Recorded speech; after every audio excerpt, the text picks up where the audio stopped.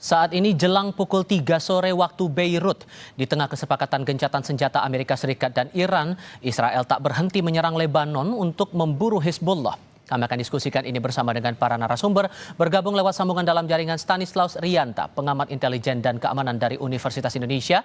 Dan bergabung lewat sambungan dalam jaringan juga bersama kami, warga negara Indonesia di Lebanon, Muhammad Al-Hafiz. Selamat malam dari Jakarta semuanya dengan Tifal di studio.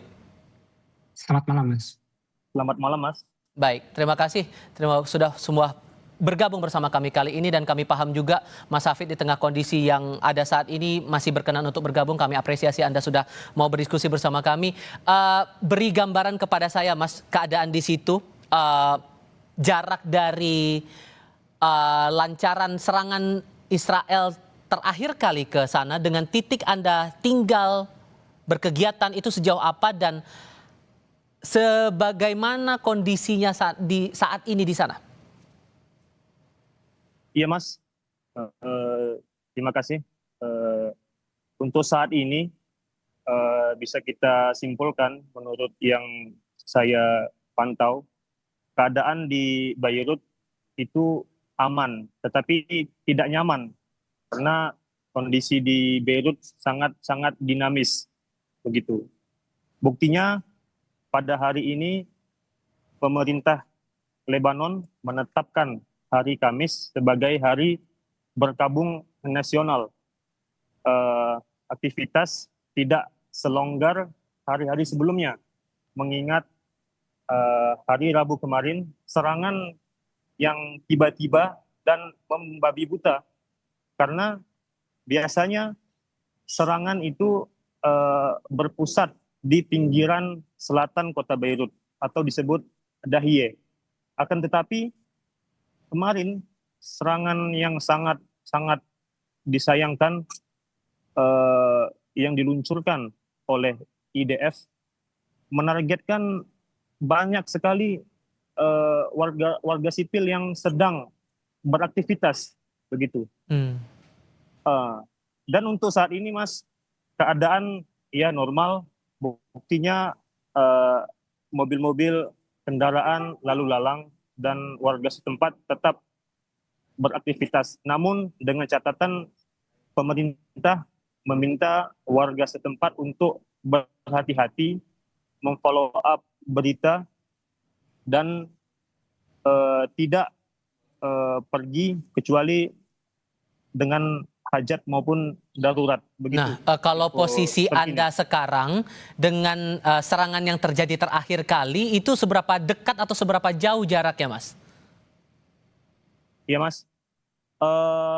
Jarak dari tempat saya tinggal sekitar 2 kilo, Mas. 2 kilometer.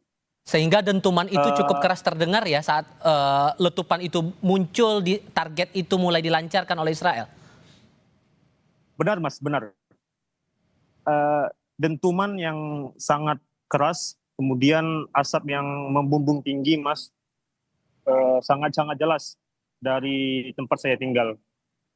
Begitu. Oke, dan Anda tinggal di sana bersama dengan anggota keluarga Anda yang lain atau mungkin dengan teman-teman WNI yang lain juga, atau gimana kondisi saat itu?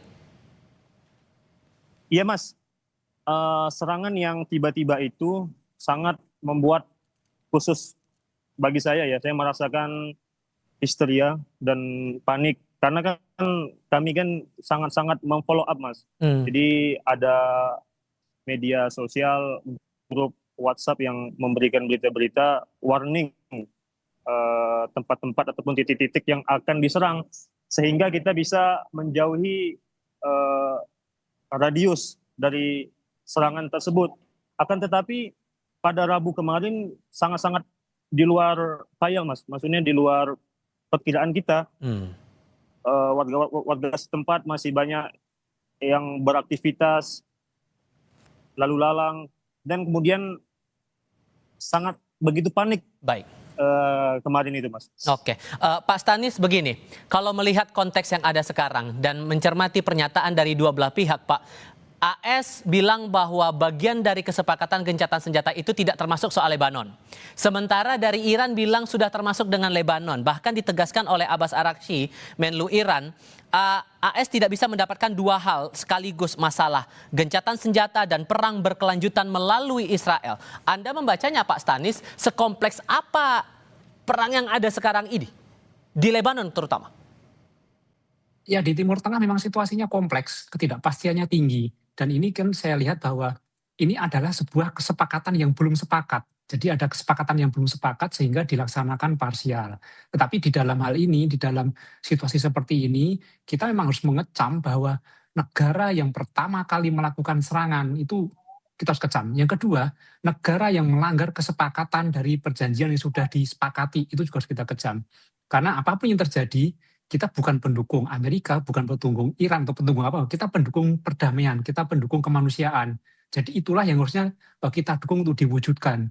Nah, saya sangat apresiasi ketika Lebanon mengatakan siap untuk melakukan perundingan dengan Israel. Itulah yang harusnya kita dukung untuk mewujudkan perdamaian itu. Nah, di dalam situasi seperti ini yang ketidakpastiannya tinggi, pasti itu yang harus kita tanyakan pertama kali adalah siapa yang diuntungkan. Nah, biasanya ketika siapa yang diuntungkan ini muncul pihak-pihak yang melakukan manuver-manuver, dialah yang sebenarnya nampak sekali diuntungkan dengan peristiwa ini, entah dengan aksi-aksinya atau mendapatkan manfaat. Dan kita lihat di tengah dunia semua menyoroti terkait Iran dengan Amerika, mereka sudah bersepakat walaupun belum sepakat penuh untuk melakukan jeda, tiba-tiba Israel melakukan serangan yang ke Lebanon. Saya kira ini suatu tindakan yang harus kita kecam. Tapi kalau kemudian melihat polanya seperti ini polanya Israel menyerang seperti konteks mereka menyerang Hamas di Gaza nggak, Pak Stanis? Ya, Israel kan serangannya memang juga tidak bisa ditebak. Siapapun melakukan perang seperti ini kan tidak bisa ditebak. Tapi apapun tujuannya, siapapun targetnya ya, serangan-serangan seperti ini kan tidak bisa kita bela, dan ini harus kita kecam itu. Mau ke Hezbollah, mau siapa, selama di situ ada masyarakat sipil menjadi korban, kemudian ada perjanjian yang dilanggar, ada serangan yang pertama kali tiba-tiba seperti itu harus kita kecam itu. Dan itu sangat tidak terpuji ketika harusnya kan Israel itu kalau misalnya dia mau mewujudkan perdamaian dunia, dia mendukung itu, melakukan jeda juga. Tapi ini kan tidak, dia melakukan serangan di tengah-tengah seperti melakukan provokasi sebenarnya, provokasi ketika Amerika dan Iran sedang jeda, dia malah melakukan itu. Ini kan tampak semacam provokasi itu. Karena Ini alasan dari Amerika nih, Amerika sebagai sekutu garis kerasnya Israel bilang Hizbullah yang mulai duluan nyerang Israel, makanya Israel nyerang balik. Nah, gimana tuh Mas? Kita lihat dari data dari yang ada saja, siapa yang menjadi korban. Siapa yang menjadi korban dan siapa yang menjadi pelaku. Saat ini yang data yang ada di kita, itu kan yang menjadi korban adalah Lebanon. Sementara kita tidak melihat bahwa Israel seperti itu. Kita bukan membela Lebanon atau membela Israel, tapi siapapun yang melakukan serangan itu ya harus kita kecam itu loh. Karena ini saatnya jeda itu loh. Jadi siapapun tidak boleh melakukan itu. Jadi harusnya menghargai perundingan itu, menahan diri, tidak melakukan serangan, dan langkah-langkah yang dilakukan saat ini adalah langkah-langkah perundingan, bukan mengukang senjata dan menembakkannya gitu loh. Oke.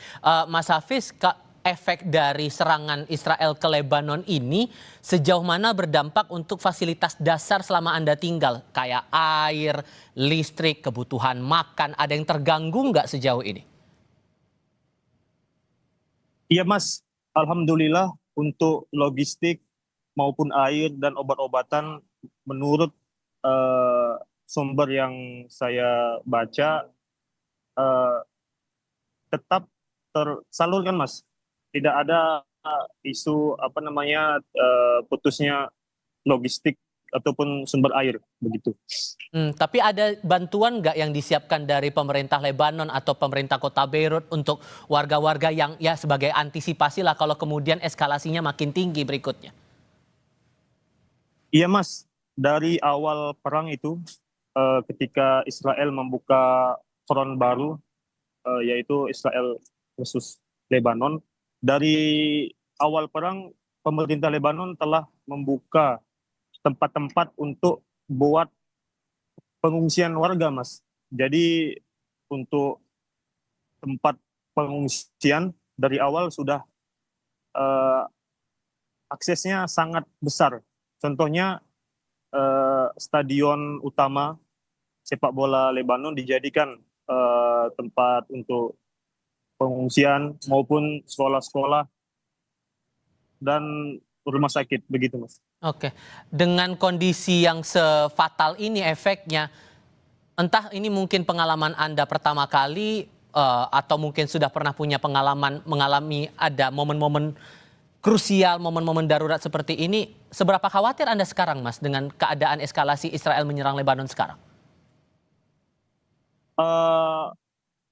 Iya Mas, saya 2024 juga merasakan Mas perang yang dilancarkan oleh IDF. Untuk kekhawatiran hanya saja saya kaget dan teman-teman karena serangan yang tiba-tiba begitu. Karena 7 kali 24 jam kita selalu memfollow up terkait adakah warning dari IDF. Karena kota Beirut kemarin itu sangat-sangat mencekam karena tidak ada warning dari mereka. Nah, adapun kalau di Dahye, pinggiran selatan, memang dari dulu tidak ada warning. Mau ada warning ataupun tidak ada warning, pasti serangan 24 jam. Begitu Mas. Oke, dengan kondisi seperti ini Pak Stanis, ditambah ada komitmen juga dari Lebanon siap untuk bernegosiasi, sejauh mana kita bisa berekspektasi negosiasi itu bakal berjalan lancar, satu. Kemudian apakah ini akan berpengaruh juga untuk momen gencatan senjata yang sudah kadung diteken antara AS dan Iran? Karena dua-duanya masih bersikeras untuk urusannya soal Lebanon ini. Gimana prospek ke depannya? Kita bahas itu nanti, kita jeda dulu. Tetap di Kompas TV. Pak Stanis, kalau melihat pernyataan Trump yang selalu bilang 2 minggu ditambah lagi ini realisasikan dengan momen gencatan senjata 2 pekan antara AS dan Iran, sesungguhnya kita bisa meyakini bahwa ini betul-betul perangnya akan dijeda, atau jangan-jangan ini bagian dari semacam reproduce atau ngeriset lagi alutsisanya AS untuk ikut campur dan akan makin luas ke Lebanon itu? Ya, memang ada kekhawatiran banyak pihak yang mengatakan bahwa jeda ini adalah reload, istilah senjata reload amunisi gitu loh. Jadi dia perlu jeda untuk mengisi amunisi, itu yang kita khawatirkan jangan sampai terjadi gitu. Tapi kita lihat bahwa sebenarnya peristiwa jeda ini kan tidak lepas dari peran dari Pakistan. Islamabad melakukan peran penting untuk melakukan menjadi semacam fasilitator, mengkomunikasikan ke AS dan komunikasikan kepada Iran. Nah, kalau kita melihat kasus Lebanon dengan Israel, saya kira mereka memang tidak akan berdamai, tidak akan jeda kalau tidak ada pihak ketiga yang memfasilitasi itu. Nah, ini sebenarnya peran negara-negara Teluk itu sebaiknya sangat signifikan sebenarnya. Bagaimana supaya negara-negara Teluk ini mampu berperan untuk minimal memberikan fasilitas untuk kedua pihak ini untuk melakukan komunikasi. Nah, kita melihat kan bahwa Pakistan cukup besar manfaatnya, cukup besar perannya ketika berhasil membuat ini jeda itu. Nah, perlu diciptakan pihak ketiga, atau itu bisa satu negara atau banyak negara yang untuk menekan atau memaksa atau minimal mengajak, kalau dalam bahasa lebih halus, mengajak Israel dan mengajak Lebanon untuk berunding. Dan Lebanon sudah membuka pintu itu. Nah, seharusnya itu segera dilakukan, disambut bukan dengan membalas dengan senjata lagi, tetapi dengan membuka pintu perundingan supaya tidak terjadi serangan-serangan selanjutnya. Akankah itu berjalan mulus? Karena kalau saya kutip pernyataan Menlu Iran, dia bilang dengan serangan Israel ke Lebanon ini sesungguhnya bola itu ada di tangan Amerika Serikat, Pak Stanis. Ya, ini kan Amerika sama Israel kan saling melempar bola sebenarnya kan. Ketika kejadian yang dilakukan oleh Amerika, dia itu Israel. Nanti ketika Israel melakukan, ya nanti bisa aja melempar ke Amerika. Tapi kedua-duanya kan sebenarnya satu kubu itu. Mereka hanya melempar itu supaya untuk melempar tanggung jawab. Nah, yang paling penting sebenarnya kan ini bukan bolanya siapa gitu, tapi hentikanlah main bola ini gitu. Jadi sebaiknya semua pihak untuk menghentikan ini, apapun tanpa syarat untuk jeda dulu itu. Nah, Israel saya melihat bahwa saya menyatakan bahwa ini provokasi gitu. Ketika sudah ada kesepakatan untuk berunding, kesepakatan untuk jeda, dia melakukan provokasi itu.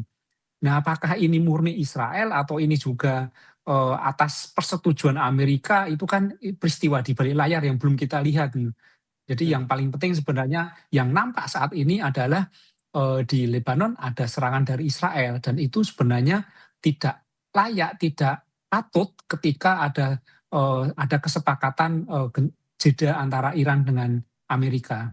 Oke. Mas Hafiz, dengan kondisi yang ada sekarang dan kita belum tahu ini eskalasinya bakal berlanjut sampai kapan, intensitasnya akan setinggi apa, berapa hari ke depan. Sudah adakah arahan dari KBRI Lebanon ke Anda dan teman-teman WNI untuk perlindungan diri kemana, atau mungkin sudah ada arahan dan kemungkinan untuk dibawa, untuk pulang kembali ke tanah air? Eh, Terkait ini Mas, ini mungkin bukan otonomi saya sebagai warga negara, hanya saja sebulan yang lalu saya telah mengungsikan diri atau mengevakuasi diri ke shelter basement kedutaan. Alhamdulillah kedutaan kita sangat sangat aktif ya Mas, ketika awal awal perang itu telah memberikan arahan eh, melalui media sosial tentunya, dan juga ada grup warga negara kita di Lebanon, grup WA. Di situ kita bisa memantau 7 kali 24 jam eh, terkait kondisi di Beirut, Lebanon. Alhamdulillah di kedutaan pasokan logistik dan kebutuhan-kebutuhan dasar disanggupi oleh KBRI. Begitu Mas. Tapi Untuk Anda pribadi, maaf saya potong. Tapi kalau Anda pribadi dengan kondisi yang ada sekarang, Anda pengen pulang dulu nggak ke tanah air untuk sementara waktu sampai kondisi mereda? Jadi Mas, saya beranggapan atau yang saya yakini tempat saya ini untuk saat ini relatif lebih aman, Mas. Karena di pinggiran selatan Beirut yang memang sangat red zone, titik merah begitu. Untuk saat ini kedutaan besar hanya memberikan himbauan untuk mengevakuasi mandiri, ataupun jika dekat tempat tinggal warga negara terdengar maupun dekat dengan titik-titik merah, hendaklah untuk mengevakuasi ke KBRI begitu Mas. Tapi ada nggak Untuk yang teman-temannya lainnya, Mas yang mungkin mengajukan diri ke pihak kedutaan, mungkin bisa dibantu untuk pemulangan kembali ke tanah air sejauh ini yang Mas tahu? untuk sekarang saya belum dapat informasi Mas, gitu. Bukan kapasitas kita Oke. berikut. Tapi yang Mas tahu jumlah warga negara kita yang ada di Lebanon atau di Beirut setidaknya itu ada berapa banyak ya Mas ya? Yang Mas tahu saja. Untuk jumlah warga negara saya kurang tahu Mas. Kalau jumlah mahasiswa sekitar 40 orang kurang Mas. Dan itu Gitu. tinggalnya berdekatan dengan Mas juga atau nyebar juga di beberapa titik di Beirut itu? Iya, nyebar di Lebanon. Ada yang tinggal di ibu kota Lebanon, ada juga yang di Pon Liban atau Gunung Lebanon, distrik Gunung Lebanon, dan di BK ikut. Oke. Terakhir Pak Stanis, kalau kemudian kondisi seperti ini gencatan senjata langsung bisa langsung tidak berlanjut lagi kah? Karena ada komitmen juga dengan oleh Iran, IRGC bahkan bilang Iran akan turun tangan kalau kemudian Israel masih tetap menyerang Lebanon. Ya, saya kira yang diperlukan adalah menahan diri. Saya lihat kalau selama nanti tidak ada provokasi-provokasi dari Israel, harusnya ini berlanjut. Memang tensinya tidak bisa langsung diturunkan dari serangan-serangan terus langsung berhenti. Biasanya kan ada penurunan tensi, mungkin serangan-serangan menengah dulu, kemudian kecil, baru nanti benar-benar berhenti. Ya harapannya tidak perlu seperti itu, tetapi langsung berhenti dan mentaati perjanjian atau kesepakatan supaya ini tidak berlarut-larut. Oke. Terakhir Mas Hafiz, mungkin ada hal yang mau disampaikan untuk keluarga yang ada di Indonesia dengan kondisi yang ada sekarang Mas? Iya Mas, alhamdulillah sampai saat ini yang saya tahu warga kita tidak ada yang kena korban luka maupun yang lainnya. Alhamdulillah kita terus memantau informasi terupdate dari kedutaan. Alhamdulillah untuk saat ini saya merasakan aman, tetapi kondisi di Beirut sangat dinamis begitu. Karena kita tidak bisa tahu Israel tidak menyepakati ceasefire. Padahal di dini hari kemarin sudah ada kesepakatan gencatan, akan tetapi mereka melanggar. Jadi untuk saat ini kami 7 kali 24 jam terus memantau informasi tentunya dari KBRI. Baik. Untuk famili di Indonesia, mohon doanya, insya Allah kami semua aman di sini. Berikut Mas. Amin. Kami doakan juga untuk Anda dan teman-teman WNI, entah itu yang bekerja statusnya atau mahasiswa dalam keadaan aman dan selamat di situ. Mas Hafiz, terima kasih ya sudah mau bergabung bersama kami. Pak Stanis juga terima kasih sudah berbagi perspektif bersama kami. Selamat malam dari Jakarta semuanya.